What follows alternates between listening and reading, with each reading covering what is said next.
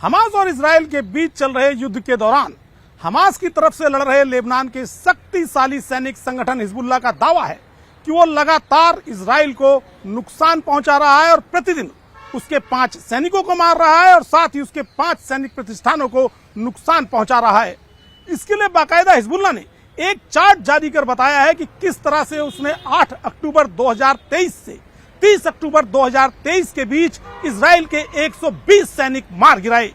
Hezbollah के chart के मुताबिक उसका दावा है कि इन दिनों के दौरान उसने लेबनान के 120 सैनिकों को मार गिराया, उसके 9 टैंक नष्ट कर दिए, उसके 105 मिलिट्री साइट्स को नुकसान पहुंचाया, उसके 33 राडार नष्ट कर दिए, उसका एक ड्रोन नष्ट कर दिया, इसके अलावा उसके 69 कम्युनिकेशन सिस्टम भी नष्ट कर दिए। और सबसे बड़ी बात कि उसका यह दावा है कि उसने इजराइल के लिए जासूसी कर रहे 140 कैमरे, 17 जैमिंग सिस्टम और इसके अलावा 27 इंटेलिजेंस सिस्टम समेत 65,000 जो उसके सेटलर थे, जो इजराइल को जगह जगह की खबरें देते थे, उन्हें भी नष्ट कर दिया। हिजबुल्लाह ने अपने दावे में कहा है कि वो लगातार इजराइल के विभिन्न सैनिक प्रतिष्ठानों और अनेक जगहों पर मिसाइल और रॉकेट से इस तरह से हमले कर रहा है कि आए दिन इजराइल के सैनिक मर रहे हैं। और उसका दावा है कि प्रतिदिन 5 सैनिक की एवरेज है उसके मारने की इजराइल के सैनिकों की। इसमें सबसे बड़ी अहम बात यह है कि 29 अक्टूबर 2023 को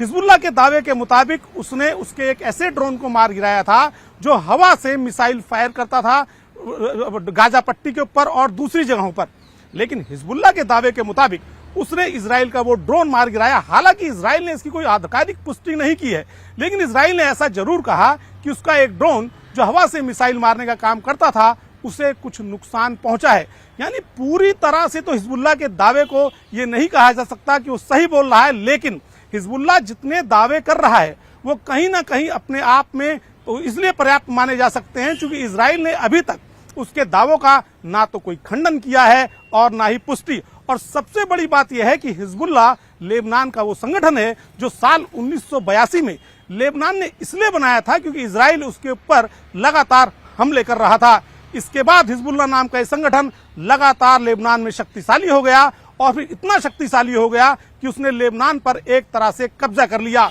इस संगठन में लगभग 1 लाख से ज्यादा लड़ाके बताए जाते हैं और उनके नेताओं का दावा है कि उनके पास 1 लाख से ज्यादा मिसाइलें ऐसी जगहों पर तैनात हैं जहां से वे इजराइल के विभिन्न स्थानों पर जो उनके सैनिक प्रतिष्ठान हैं, जो उनके और दूसरे महत्वपूर्ण प्रतिष्ठान हैं, वहां पर एक साथ हमला कर सकते हैं। और हिजबुल्लाह ने अपने इसी दावे को यहां पर कहा है कि उसने पिछले बीते 28 दिनों के दौरान लगातार रॉकेटों के जरिए हमला कर उसने इजराइल को बहुत लंबा चौड़ा नुकसान पहुंचाया है। सबसे बड़ी बात यह है कि हिजबुल्लाह इजराइल को अपना दुश्मन मानता है और यही कारण है कि वो हमास का लगातार साथ दे रहा है। यानी इजराइल को अब एक नहीं कई मोर्चों पर जूझना पड़ रहा है और उसमें हिजबुल्लाह भी एक है। और हिजबुल्लाह संभवतः हमास से ज्यादा खतरनाक इसलिए साबित हो सकता है क्योंकि इसके पास लड़ाकों की एक लंबी चौड़ी फौज है और सबसे बड़ी बात कि उसके पास उसने अपने ऐसे टारगेट पर मिसाइलें फिक्स कर रखी हैं जहां से वो सीधे इजराइल के सैन्य प्रतिष्ठानों